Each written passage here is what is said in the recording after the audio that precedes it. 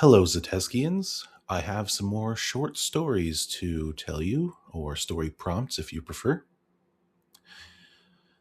The first one is inspired by Saving Private Ryan and The Walking Dead. Hunkered down behind trees and rocks, the adventurers cover their ears in vain. The sounds of battle are deafening, swords clashing, screams of the dying, shattering booms of catapulted rocks slamming into walls and ground. It'll be okay. We can retreat and regroup. Maybe call a ceasefire for peace negotiations, says one. Yeah, maybe, replies another shakily, then looks at the first with a weak smile.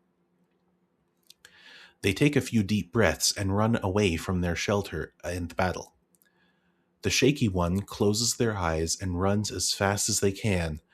By the time they get over the next hill to the relative safety of the river, the shaky one is all alone.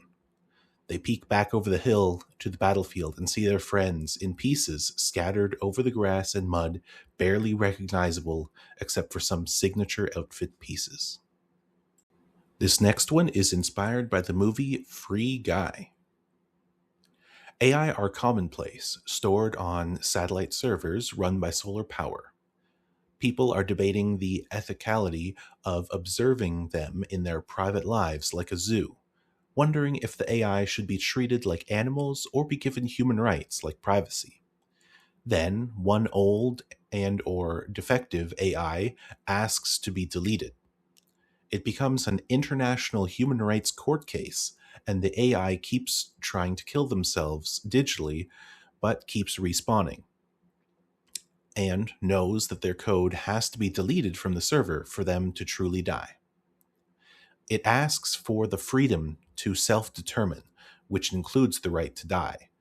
This spawns protests around the world, not only asking to give AIs human rights, but also to have government-funded and legalized euthanasia for humans too.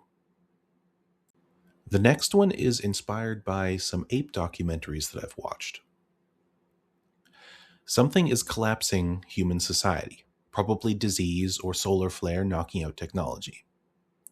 A group of scientists, linguists, primatologists, craft workers, and primitive technology experts head out on a quest to technologically uplift ape and monkey species out of their current Stone Age as a backup plan in case humanity goes extinct.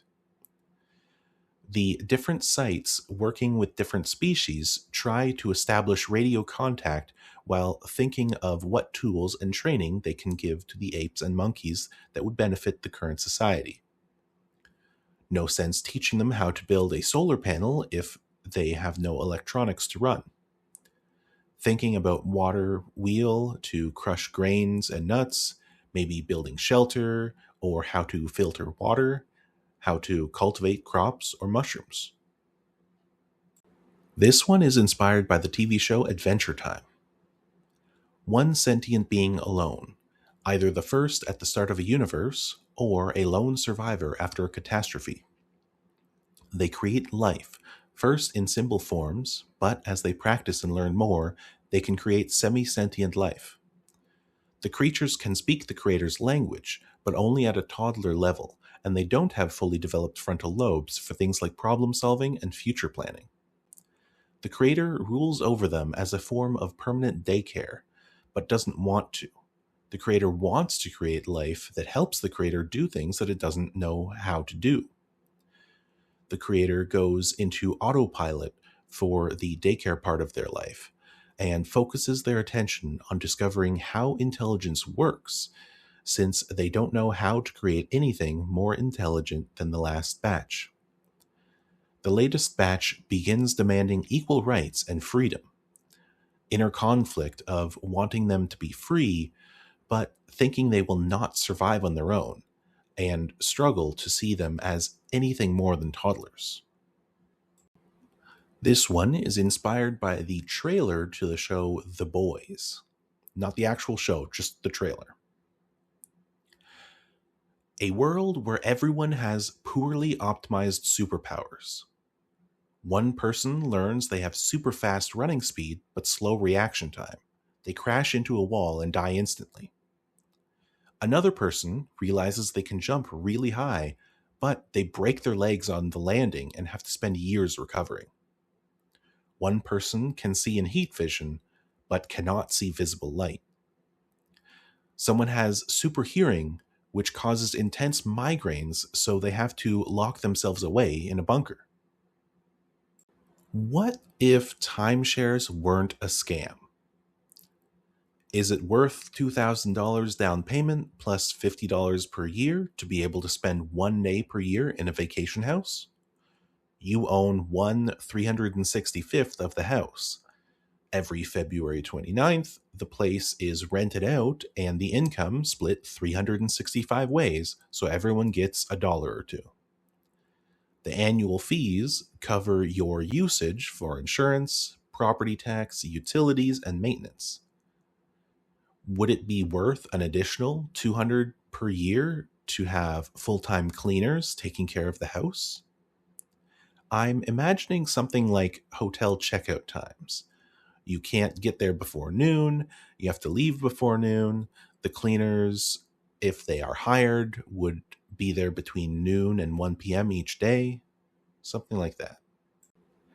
A D&D party in a cursed tomb. Every time they died, they would body swap. Usually, they would end up with the same bodies as their original group, but sometimes other adventurers or victims would get chosen instead. Their personalities would remain unchanged, just their appearances and spells and such would change.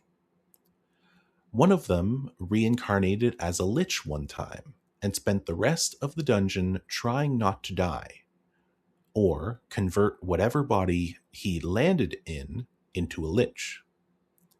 Later, the team thought they were in a party wipe fight. Half of them died, and a couple ran while monsters chased them down. Most of them reincarnated in a safe room together. They wondered where the last two were, but got tired of waiting and continued exploring.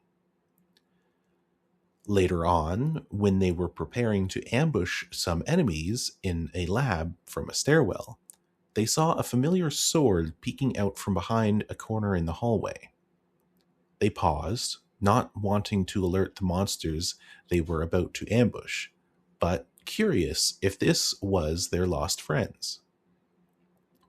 The sword turned the corner toward them, and they saw the floating leather armor of their friend, followed by the floating clothes of their other friend.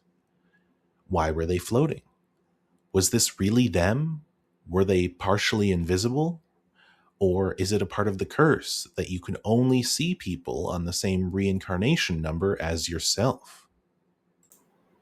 If you like this video, please like, comment, and subscribe. I have new videos coming out every Saturday.